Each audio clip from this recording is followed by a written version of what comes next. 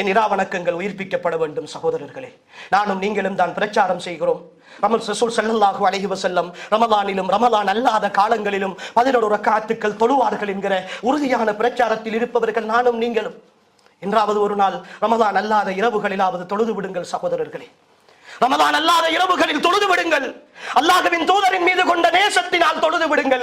என் தலைவர் முஹம்மது ஸல்லல்லாஹு அலைஹி வஸல்லம் ஹத்தா தவர்ரமத் கதமா, அவர்களுடைய 2 பாதங்களும் வீங்குகிற அளவுக்கு வணங்குகிற பொழுது ஏன் இவ்வளவு சிரமப்படுகிறீர்கள்? நீங்கள் தான் சுவர்க்கவாதி, பாவங்கள் எல்லாம் மன்னிக்கப்பட்டவரே என்று கேட்ட பொழுது அபலா அகூன அபுதன் ஷக்கூரா, நான் ஒரு நன்றியுள்ள அடியானாக இருக்க கூடாதா என்றார்களே என் தலைவர் முஹம்மது ஸல்லல்லாஹு அலைஹி வஸல்லம். என் ஈமானிய உறவுகளே, எனக்காக என் வாழ்க்கைக்கு எல்லாவற்றையும் தந்த, என் பார்வையை தந்த, என் கேள்வியை தந்த, என் சிந்தனையை தந்த, என் வாழ்க்கையின் வசதிகளை எல்லாவற்றையும் தந்து என்னை மனிதனாக வாழ வைத்திருக்கிற என் ரப்புக்கு நன்றி செலுத்துவதற்காக கால் வீங்குகிற அளவுக்கல்ல, கொஞ்ச நேரம் கால் கடுக்கிற அளவுக்காவது இரவு காலங்களில் நின்று வணங்க கூடாதா?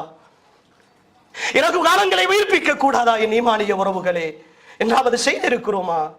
அல்லாஹ் எனக்கு செய்த நியமத்துக்களை நினைத்து என்ன நன்றி கடன் செய்திருக்கிறோம்? அல்லாஹ் சொல்லுகிறானே, வலைன் கஃபர்தும், என் நியமத்துக்களை எல்லாம் நீங்கள் நிராகரித்தால் நான் பறித்து விடுவேன் என்று அல்லாஹ் சொல்லவில்லை.